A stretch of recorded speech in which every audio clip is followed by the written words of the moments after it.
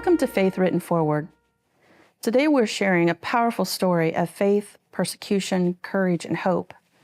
Around the world, many believers face unimaginable opposition simply because they follow Jesus Christ. Our guest today is Ameer, author of Tears of the Persecuted, Life Under Blasphemy Law. Through his personal experiences and ministry work in Pakistan, Ameer brings us face to face with the realities Christians endure under persecution, while also reminding us that the light of Christ continues to shine even in the darkest places. I realized what faith was, that hers was genuine. She wrote in her Bible. She dated things in her Bible. Her Bible was her legacy, her story. I think a lot of people sit in church as well, and I think that they feel disqualified because a lot of these topics are not discussed. Yes. We always have a lot of self-doubt. You got to step out in faith. You got to really just trust God, and give it to God. That even in those hard times, God's going to be there for me. For our guest protection today, we are concealing his identity. But Ameer, we want to welcome you to the show. We really appreciate you coming on and sharing your story. Thank you so much for having me. You're welcome. Give us a little bit of background about your father and your upbringing, and how you became a Christian. My father and grandfather, they came from Hindu background, and they were really discriminated. They were treated as untouchables in Pakistan, and I have seen them treated badly by the majority of the people in Pakistan. And it was heartbreaking for me when I was growing. And not only my father and grandfather, I have seen that discrimination when I was growing and even when I was a grown-up man. And it has been very difficult for me to see how human beings are treated in that part of the world. You know, I read your book, and it just broke my heart that this is still going on in the world. And so I want to give a little bit of the background in your upbringing. In your book, you quoted, "If you're walking with God and you do not have a story to tell others, you need to re-examine your walk with God." That statement captures the heart of what this program is all about, Faith Written Forward, because it exists to share stories of God's faithfulness. Yeah. And so I want to know, how did God begin stirring your heart to write your book? As I mentioned already, when I saw my people were treated badly in that part of the world, I always wanted to do something for my people.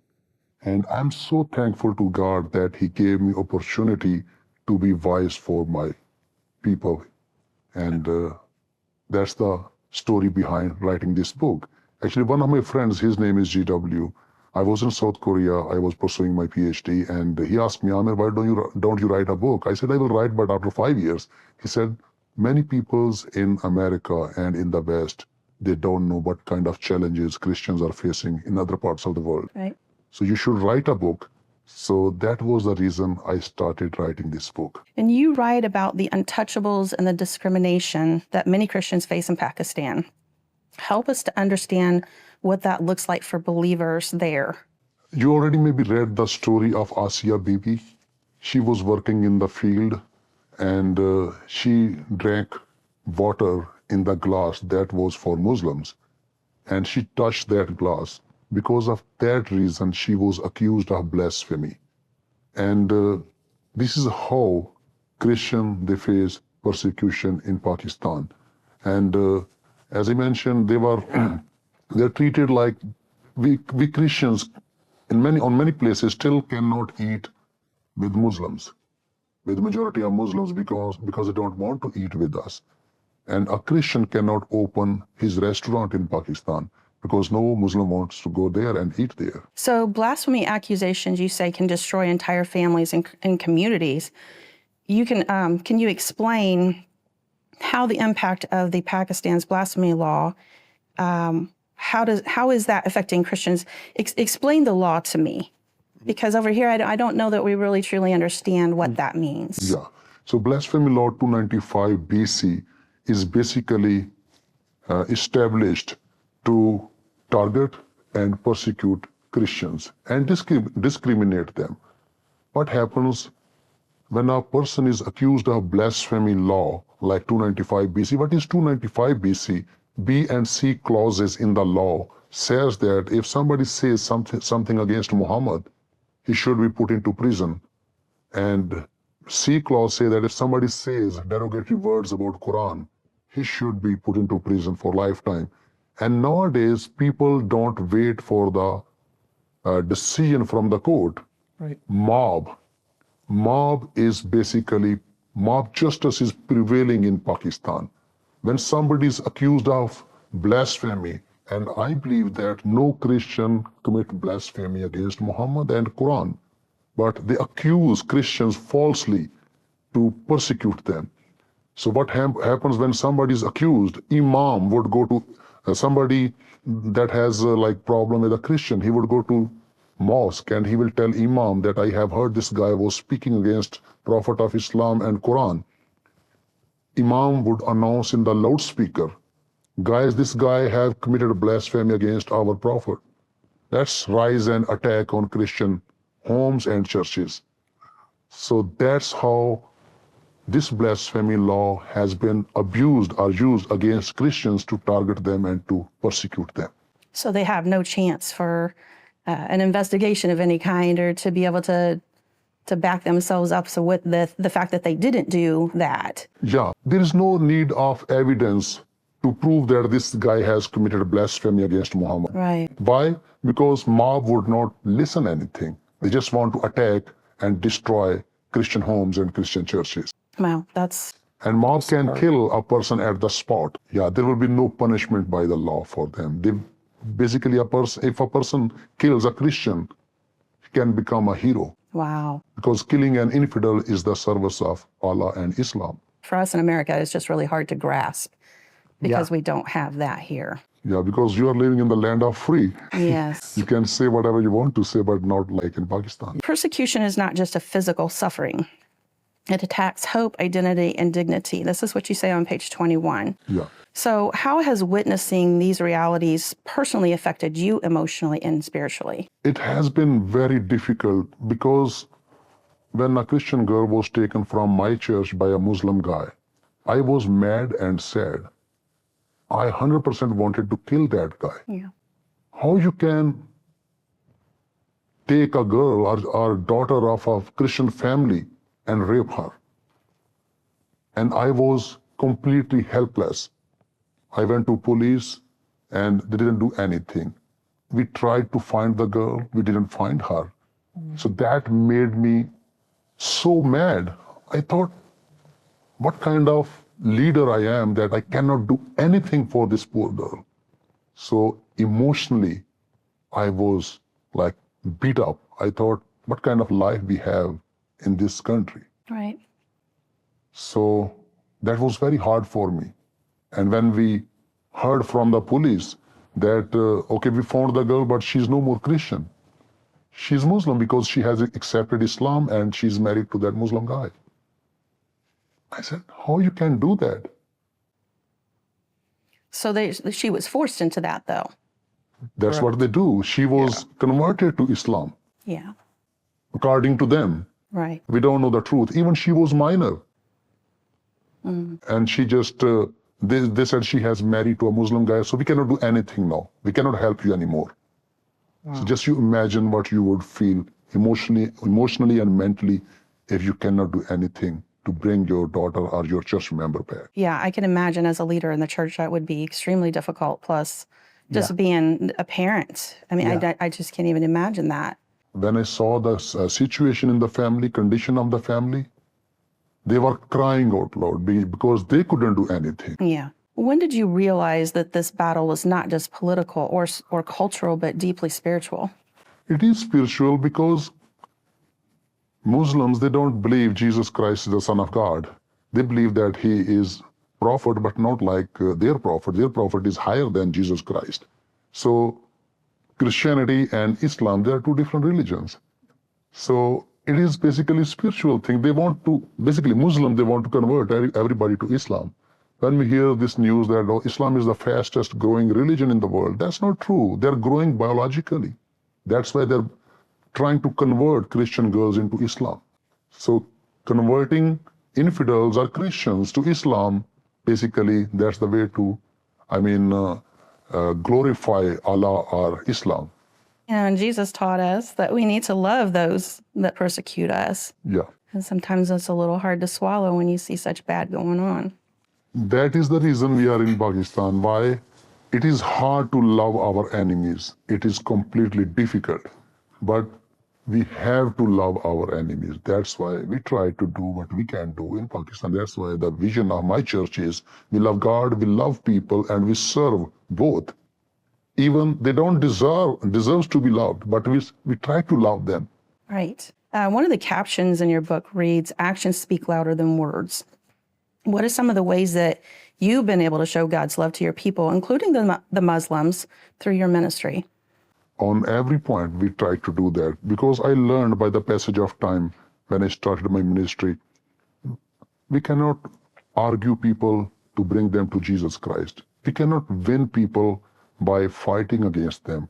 There is only one way to bring them to Jesus Christ is to love them, to show compassion to them. So that's how we try to reach out to the Muslims. That's why we believe that let's make Jesus attractive in Pakistan. So that's why during pandemic, we gave away 180,000 meals. Wow. In 2 months. And then whenever there is flood or there is any kind of situation, disaster or anything, our church, our ministry is there to help them. So when we were providing food during pandemic, Muslim women, they were coming and knocking at church door and they were asking, give us food. Our imam is not doing anything. Our mosque is not doing anything. And you Christians are helping our children to survive and live. So that's why our story was covered by national TVs that this Christian church is helping Muslims and Christians when they are going through difficult times. So that's how we are trying to show compassion and love to Muslims. And we are providing education, clean water, and whatever we can do because we want to make Jesus attractive in that part of the world. And that's what he calls us to be, to be the hands and the feet of Jesus. Yeah. And, exactly. and then if they can't, if they're hungry, they can't think about the spiritual aspect. So if we feed them and help them to, get that nourishment and not be starving, Yeah. then they can think a little bit more about who is God and why did he bring Jesus here? What is Jesus all about? So yeah, and I always try to tell people, if somebody doesn't have food in his stomach, gospel would not make any sense to him. Right. Was there a moment when you began to see God bringing hope and breakthrough in the middle of all the suffering? On page 135, you said the world is beautiful due to Jesus. I'm a strong believer of that statement. We Christians have made this world a beautiful place. This world is beautiful because of Christians. I read a book long time ago, what if Jesus had never been born? If Jesus had never been born, this world would never be as beautiful as it is today. And I believe wherever the message of gospel was preached, cultures and societies were changed. Yeah. And I believe if anything can change Pakistan is only gospel. Only through gospel, our culture and our country can be changed. There is no other hope. We have a little bit of heaven on earth. When Jesus came here, he was bringing heaven on earth. And a lot of the times, especially in America, we're saying, these are just such horrible times. It's getting worse. When in reality, it's not. Because as Christianity has spread and people are following Jesus and his teachings and how we're supposed to be doing things are improving. We don't have as many starving children over here as we did. Yeah. We don't have the slavery that we had. We don't have some of the diseases that we had because medication is getting better and, science is getting better. And so I think that we really need to look at the perspective of what really happened after Jesus got here. Yeah. And yes, and I think that once that filters more into your country, society will change. Yeah. Because now it's focused on loving people. And if you don't have a love for people, then the hatred is taking over.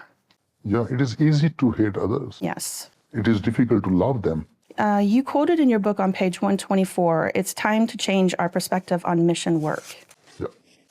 What have you seen God do through your obedience and sharing your story and serving persecuted believers? Why we are in Pakistan, why we do what we are doing in Pakistan, it is all to share the gospel, to give them message of hope. So we are providing education, we are providing clean water, we are providing them food. When there is disaster or anything happening, we are there to help them. We are there to make Jesus attractive. I have put big crosses on our church building. Many of my friends told me, don't do that, you will be killed. I said, shame on me if I hide my faith in Pakistan. I cannot hide my faith. That's the only way to change this culture, this country and culture. So we are the hope for Pakistan. We are the hope for the world as Christians. So, what would you say to someone watching today who feels helpless after hearing these stories and wonders, what can I do? This is the time to be strong, because persecution is real. It is already here or it is coming soon. I have seen persecution firsthand. I have gone through persecution. If Jesus has protected me up to now, he will protect you also. Give us a couple of those illustrations. What have you been through? Just like I mentioned, when a girl was taken from my church, I have gone through so much emotional trauma. And physically, wherever I go, I'm threatened. I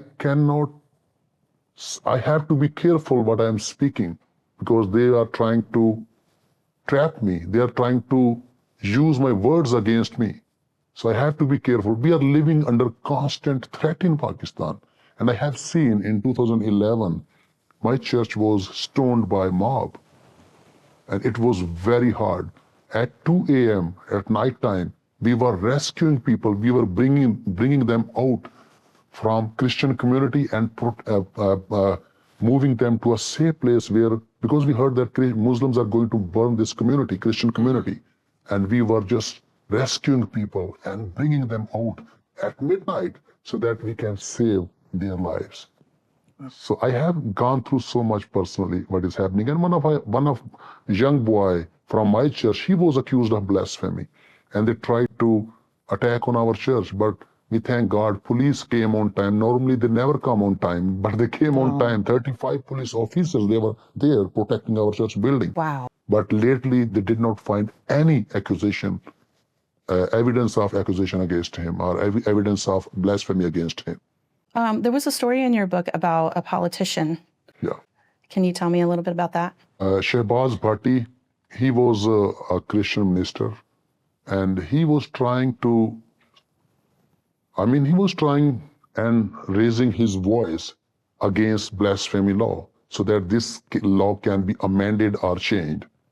But he was assassinated by terrorists because he was trying to amend this law. And then there was another guy, he was chief minister of Punjab, where from I am, and he said that this is black law, we should change this. This law is, it is not being used rightly, it is just being used to target Christians. And he was assassinated by his own bodyguard, policeman. Really? And he killed him, and he became a hero. And you know how many people that came to attend his funeral? 250,000 people. Wow. Just because he killed a person who was trying to amend or change this law, or who was raising a voice against this law. You quote that change the method and not the message. And that really spoke to me. So explain that to us. You know, sometimes I love church. I'm a church person. I'm a preacher. Sometimes church is very skeptical. They have stuck in their own, what we call it, belief system. They think that this is the only way to do the things. No, contextualization is a thing. We have to reach to the nations. We have reached to the world. You cannot bring American Christianity everywhere. You cannot bring American culture everywhere, but you can bring the message of gospel according to the cultures and societies and communities and countries. So that's why we can change method, but not message. Method should always be changed. That's what I believe. So that's the only way to reach to the nations and reach to the world. Sometimes church is the main block. Church is blocking the gospel. Right. To me, because they are not willing to change the method. Yeah. A lot of times we'll send people to Pakistan to develop ministries or churches, but I really liked the idea of taking people in your own country and giving them the teaching and the understanding, the education, Yeah. building the churches there with your own people, because then they can relate to you better, and they're not being pointed out because we're different. Yeah. And I think you can do so much more work just by expanding the growth of the people you already have there. Yeah. Our ministry has grown so much in just few years. I say this, I don't brag, but I say just to glorify God. Many ministries have not done in decades what our ministry has been used by God to do in just few years. Right. The reason, because I am open. I am willing to change the method. Right. I have faced so much criticism in some churches in America. They want me to change your music. They want me to change this and that. I said, you don't understand gospel. You have just very narrow perspective. Right. So this is not a good thing. Churches sometimes fail to reach to the nations. You talked a little bit about like different mission groups that came in and how they were shutting those mission groups down. Yeah. So how do you feel that you can recover? How do you still do that type of work over there when they're shutting them down? Yeah, many ministries like World Vision and some other Yes. ministries, they went to India, Pakistan. India is also changing, and Pakistan definitely, it's a 97% Muslim populated country. So they have kicked out all the big ministries. I believe it is time to train the local people, national leaders, and work through them. That's the reason we have been very successful. We are training national and we are sending them. Nobody is going to kick them out. Yes, persecution is there, but still we know where to go, where not to go, when speak, when not to speak. So this is benefit to train and equip local leaders. Could you speak directly to the people watching right now that might be afraid to stand up for their faith, Yeah. or they're feeling overwhelmed by all the darkness in the world? And what could you tell them today? Jesus Christ is real. Jesus Christ will protect you. And we are just standing in the gap. This ministry is his ministry. Our job is to do our work, our work. You have to be willing to say yes to him, and he will take care of everything. Just don't try to make things happen. Surrender to him, and God will do the rest of the things. I had a gentleman that I was working with over there, and he wants so bad to grow his own church and his congregation, and he's asking for help, and there's nothing wrong with the support. But when I asked him to reach out to one of the churches there so that you could teach him how to grow, Yeah. how to minister, how to build a church, then it was just like, didn't have any interest. And that bothered my heart, Yeah. because you do whatever you have to do to spread the gospel and to work together and just build a community of Christians surround you, Yeah. because that's what we're doing here. We're building, we love one another. We find out what the needs are, and we try to help to provide and keep each other encouraged and protect one another. So how do you feel like you're still making a difference because you're here in America? What can we do as Americans to be able to help? Because I know I felt helpless after I read the book. It's like, what can I really do? Because I'm one person. I'm so far away. Now, I did have the opportunity to minister to some groups of churches over there through Zoom, which is amazing what technology allows us to do now. Yeah. But you know what can we do while we're here in America, be able to help change the society in Pakistan? Yeah, definitely prayer is the first thing. We all need prayers. Then we are always better together. We can make a huge difference when we are together. So I have learned also that thing. You cannot do much without resources. I know that resources are very important, but you have to be careful where you are giving. Right. So yeah, resources, if we have more resources, we have already proven that we can do, and we have done by God's grace, and we can do more, definitely with more resources. So Is there anything that in particular that your ministry, because you're here in America, but you are helping to support a church in Pakistan, what is it that you would like to hone in on, and how can we help? If you go to the Faith Written Forward website or the International Christian Book Awards program, we will have some areas where you can donate. So what are the areas that you specifically need help with? We have an orphanage, and we have 30 children, and widows are raising the orphans. And we have a school. We started during COVID with 3 children. Now we have over 200 children in that school. So these 2 projects are very close to my heart, and yeah, if somebody wants to support, they can support those projects. There are so many things, church buildings and things, but I cannot tell them to do everything, but these are the main 2-3 things they can contribute that would help us to grow more. So we definitely want to be able to help in any way that we can. And so I will list 3 different things on our website that you can, if you're led, please give to that, whether it's orphans, whether it's the schools, or whether it's church building or church planting, because that part is a really important aspect to be able to spread the gospel and do good work over there and make a change for the whole society. Do you mind praying for our viewers, especially because we have a huge number of Pakistani viewers on here? Will you pray for them and help them to know how do they battle the fear, or how do they, if they want to reach out and understand Christianity more, can you pray for them about that? Yeah, sure. आए दुआ करें। खुदावन मेहरबान खुदा, हम तेरा शुक्र करते हैं तेरे सारे फजल के लिए, और दुआ करना चाहते हैं तमाम मसीहियों के लिए जो पूरी दुनिया में सताए जा रहे हैं। आए खुदावन तो अपने लोगों को मजबूत ईमान दे ताकि वो जान देने तक वफादार रह सकें।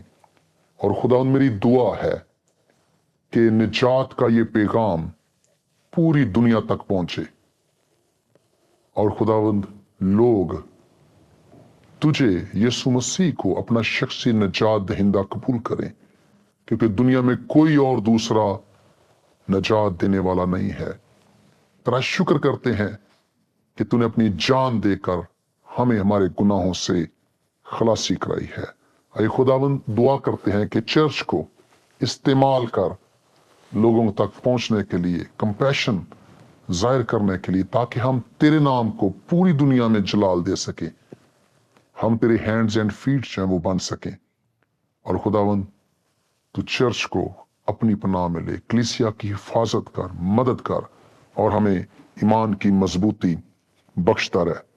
और खुदावंद बख्श दे कि हम कभी भी इंजील से ना शर्माएं, बगैर डरे हुए यीशु मसीह की इस इंजील को दुनिया तक लेकर जाते रहें। मसीह यीशु के नाम से मांगते हैं, आमीन। Amen. What would faith look like if following Jesus could cost you everything? In Tears of the Persecuted, author Ameer opens a hidden world of danger, courage, and unwavering love under blasphemy law. These stories will move your heart, awaken your prayers, and challenge the way you see faith. Get your copy today from trilogy.tv or here at faithwrittenforward.tv. Every Christian book begins with a calling, a message God placed on someone's heart. At the International Christian Book Awards, we honor and elevate Christian authors who are using story, testimony, and truth to impact lives. Whether your book is already published, still being written, or only beginning as a dream, you're invited to the Author Elevate Conference and Gala September 12th. Submit your book for award consideration, connect with other faith-filled writers, and be encouraged to carry your message forward. Visit internationalchristianbookawards.com. Ameer's story reminds us that even places marked by suffering and persecution, the light of Christ still shines brightly. Thank you for joining us for Faith Written Forward. Until next time, keep writing faith forward. Thank you for watching Faith Written Forward, where we carry God's message through story. This program is possible through viewers like you and our faithful partners. Your support helps us to share the stories of Christian authors and the messages of hope and encouragement to expand our reach to lives across the world.